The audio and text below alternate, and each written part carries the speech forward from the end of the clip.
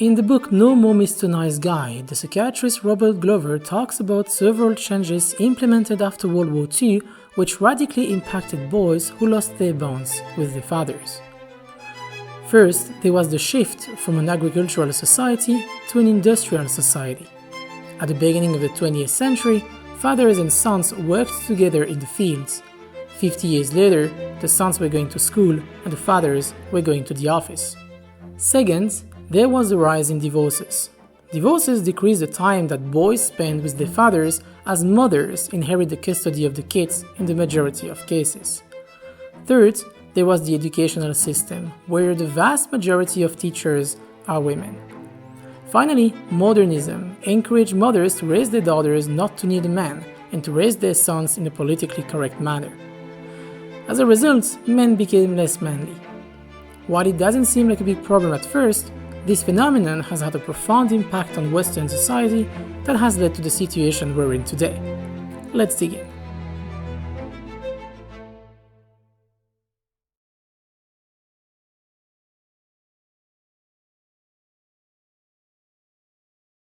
There are two types of boys, the ones that girls like and the ones that girls don't like. We could call them alpha and beta. It's not exactly scientific, but if I speak of an alpha boy, everyone understands who I am talking about. The alpha boy was raised by men who embodied effective masculine behavior. The beta boy was raised by his mother alone, or by a beta father. He emulates the feminine characteristics of his mother or the beta characteristics of his father. These boys grew up to become three different types of men. The first one is the well-intentioned alpha male. The well-intentioned alpha male was an alpha boy who was taught that power equaled responsibility. Then there is the beta boy who became a beta male. Also called nice guy, he is full of resentment, anger, and usually passive-aggressive. Finally, there is the ill-intentioned alpha male.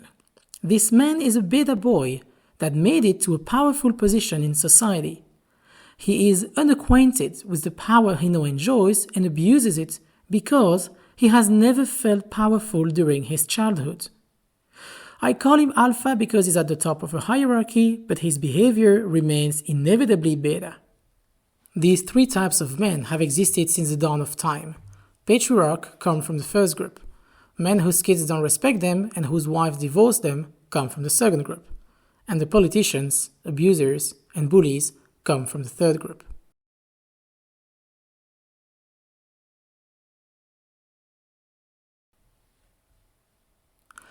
The reason why men are struggling today is that the dating and economic situation has considerably degraded since the 70s. To be more specific, it polarized. In the past, purchasing power was higher. Social pressure compelled young people to get married young. There was a wife and a husband for everyone. People were dating in clusters. The middle class dated the middle class, and the higher class dated the higher class. Today, women from all classes are trying to date the males in the higher class, leaving men from the working and middle class girlfriendless. Times were different. Culture acted as a forcing function which compelled people to get married young. On paper, they were free to do what they wanted, but in practice, it was much less the case. People married for love, sure, but they also married because they had to. Getting with someone you weren't in love with was still better than being single, something which has changed today. There was also a lot of ignorance. The absence of social media meant that it was harder to compare yourself to people in other neighborhoods, cities, and countries. You may have dated someone unattractive, but if there weren't anyone else to compare them to, you wouldn't have known. As time passed, culture evolved and made it easier for women to date up. First, they were encouraged to get a career and be free, the whole premise of shows like Sex and the City. Marrying young became almost shameful. Second, the cultural representation of men became feminized. Third, divorce became acceptable and possible. Men found it harder and harder to date, so they looked for a solution. That solution arrived in 2005. Men only want three things: a good body, money, and women. Money and a good body have never been hard to acquire. Build a company and go to the gym. Women, though, have always been more of a challenge. In the past, and still very much today, the mainstream narrative sold the idea that women wanted to date rich men. In practice, though, this has never been the case. Women don't date rich guys. They date alphas, and alphas often happen to be rich. Wealth in itself isn't important. If it was, poor countries would have fewer children than rich countries, which ironically is the opposite. In the real world, women date broke alphas over rich betas any days of the week. But few people knew this before 2005, the year that the book The Game was published. The Game answered the most fundamental question men had been trying to answer since the dawn of time. How do you date a beautiful girl when you're not naturally attractive? Answer: with the game. Dating, apparently, was more a matter of communication than it was a matter of finances, looks, or even status. The game led to the creation of the pickup artist movement, which led groups of young guys to invade nightclubs and malls to try to talk to the most beautiful girls they could find, practicing their pickup skills in an attempt to get lucky. Most men with enough dedication could go from nerd to Casanova in as little as 6 months. And many did. For the next few years, they multiplied their sexual encounters by a factor of 10, if not more. Then another problem came up. Men realized they didn't want only sex. They also wanted a relationship. But they were incapable of sustaining one. Game had its limits, or so it seemed. Game taught men how to get laid, but it didn't change who they were at the core. As a result, these men would eventually find themselves stuck in a relationship incapable of understanding what their girlfriends actually wanted. The red pill appeared in the early 2010s as an attempt to answer why men with game could get laid but failed at getting a long-term girlfriend.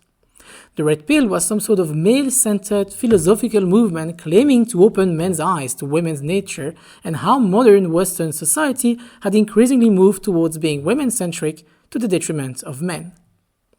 The red pill's conclusion was simple. Dating for men was harder and harder. Living in the Western world as a man was harder and harder. And the future of the middle-class male was bleak, to say the least. The movement subsequently split into different factions. 3 of them are worth highlighting. The positive red pill. I call it this way because these guys like Rouge or Rollo Tomassi wrote books encouraging men to raise their value as much as possible to get the chance to date the best women out there. Their message was, the world is tough, embrace it, because there are no alternatives. MGTOW. MGTOW is short for men going their own way. MGTOW encouraged men to get out of the dating game altogether until a fairer gender balance was reestablished. Then there was the black pill. The black pill is the incels movement, a nihilistic philosophy entailing that some men are born to get all of the girls and some men are born to have none. The black pill leads young men on a path of self-destruction that often ends up, badly. The biggest mistake of the red pill was that it was a pro-masculine movement obsessed with female nature, instead of being obsessed with bettering themselves. They spent more time discussing the new place of women in society and women's hypergamous nature instead of finding ways to pass over these obstacles. Masculinity was already talked about then, but more as an identity rather than as a solution like it is presented nowadays. It changed in 2017.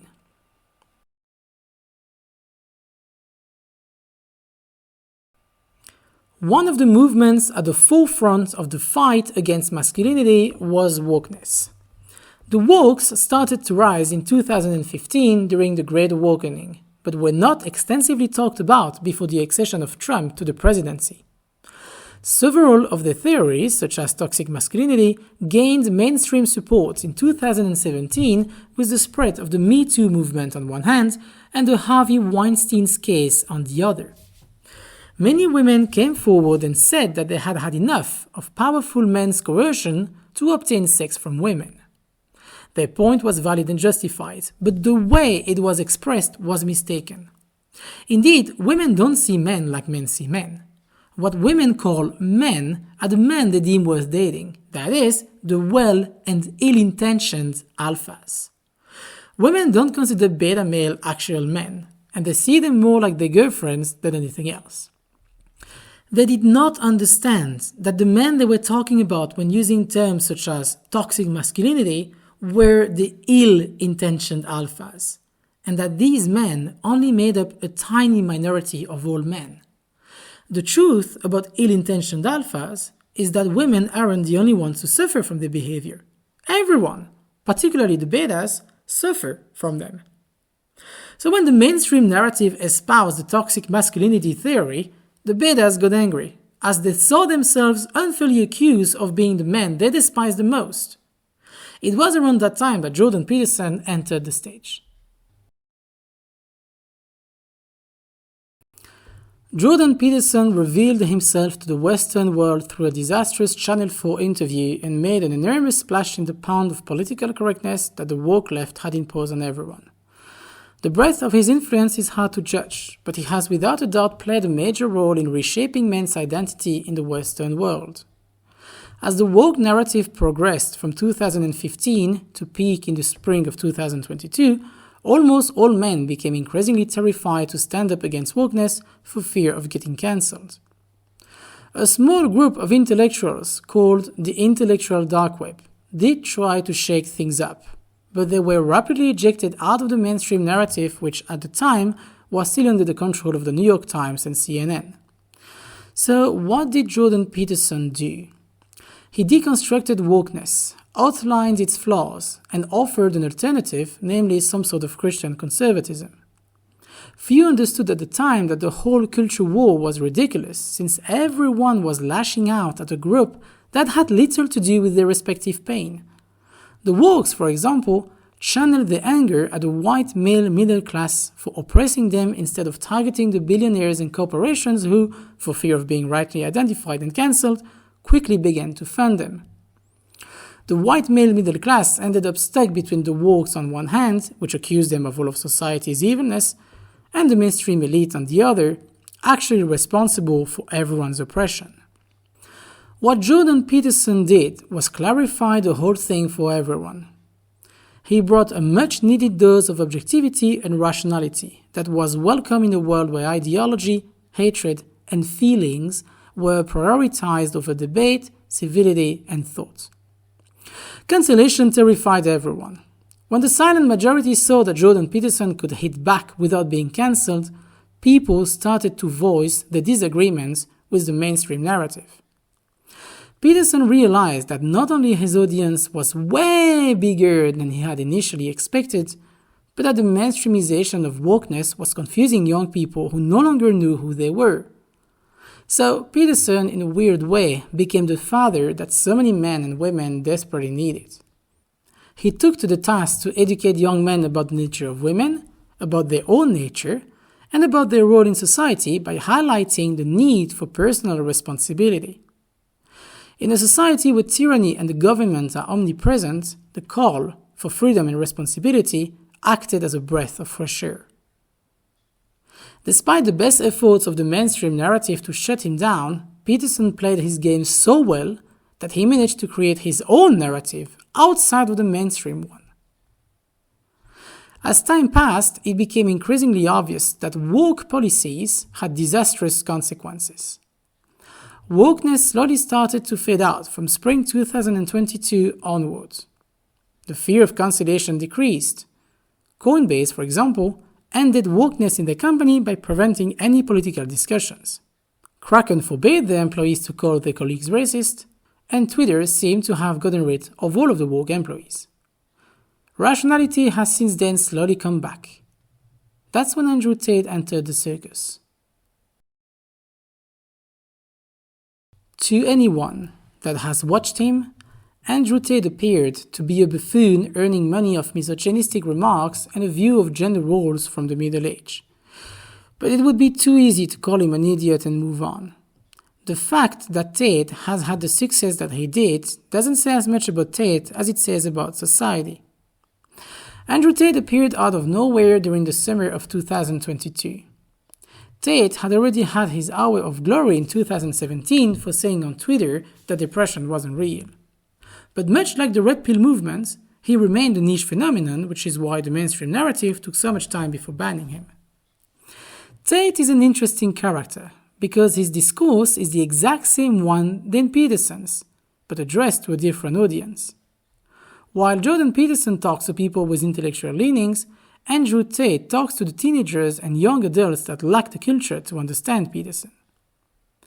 They also each made different contributions to the current narrative. Peterson, for example, brought back the philosophical significance of Christianity in the West.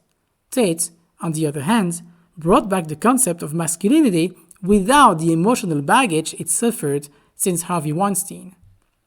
Call me crazy, but I believe that Andrew Tate single-handedly changed the connotation of masculinity in the West from negative to positive. Search for all of the podcast episodes with Tate as a guest, and masculinity will appear in the keywords in the title. So why masculinity? And why now? Well, that's because we've been full circle. Game didn't work. The red pill didn't work. Wokeness didn't work. Everyone is unhappy. Women have never been as free, independent, and rich as today, and yet they've never been as single and as unhappy. As for men, they don't have the impression that women or society need them anymore. On top of that, the economic situation we're in now has made obvious their true condition. Most of men are the beta slaves working for the alphas on top. Masculinity, or the lack thereof, is, as fate would have it, one of the few origins of the problems the West has run into today, something Robert Glover understood more than 20 years ago. Andrew Tate blew up when he took over Glover's and Peterson's theories and distilled them in a comprehensive and highly entertaining way that hooked dozens of millions of people. Consider that Tate is one of the few internet personalities that managed to link in one podcast episode history, psychology, evolutionary biology, responsibility, religion, entrepreneurship, and ethics in a way that resonates with 18-year-olds that hang out on Reddit and TikTok the entire day. His discourse is a perfect, albeit simplistic, synthesis of men's troubles and desires. He didn't go viral by chance. Nobody does. Tate told young men what they wanted and needed to hear. That if you wish to succeed in this society, you have to be a man. We said that one of the defining characteristics of masculinity is responsibility. In effect, both terms are interchangeable. A society can tolerate the absence of masculinity only as long as something else can fill in the gap. In the case of the West, that something else was the institutions established after World War II. The complete collapse of trust in these institutions since the 2008 financial crisis has left a vacuum that needs to be filled. The rapid changes in our society are transforming those at the bottom a little bit more into slaves every day, and those at the top a little bit more into kings. The internet has made this evident and transparent to anyone. As a result, masculinity is no longer an option for men who want to improve their lives. It has become instead a last resort solution. Man up or die. Nobody likes weak men. It's sad, but it's true. Men prey on weak men. Women reject weak men. Nobody respects weak men because a weak man, from an evolutionary perspective, is worse than useless. He is a burden. Historically, women sought to be pretty to benefit from the protection of the males, and the men had to be strong to be able to protect the females. Society isn't as dangerous as it used to be, so women no longer need to seek protection, and men no longer need to be strong. But deep down, we've remained the animals we've always been. The guy at the top still gets all of the girls, and the guy at the bottom is still a loser, even if he has running water, which the prehistoric alphas didn't have. As for the middle-class man, he's almost been erased from the picture. While he was entitled to a house, 3 kids, and a wife in the past, today society entitles him to debt and porn addiction. How can men rise to the challenges of a harder world less equipped than their parents were? By getting stronger. Maybe the hardest takeaway from this article is that most people's fathers are losers, and most people know that. The internet has enabled men and women to search for a solution to this problem, and it seems that the most simple one is a comeback to traditional masculinity. I don't mean caveman type of masculinity, more like 1930 masculinity, a time when enlisting in the army to free Europe from the Nazis was the honorable thing to do, a time when honor still meant something. The societal evolutions that the West has gone through since 1918 have been too much, too fast. The extreme pace at which social dynamics have changed has led people to lose their marks. Nobody likes modernism. Nobody likes social media. Nobody is happier, richer, or more fulfilled than their grandparents were at their age. The 1930s and the 1950s were periods of fantastic artistic, technological, and economic development. Maybe people that lived at this time have a thing or two to teach us.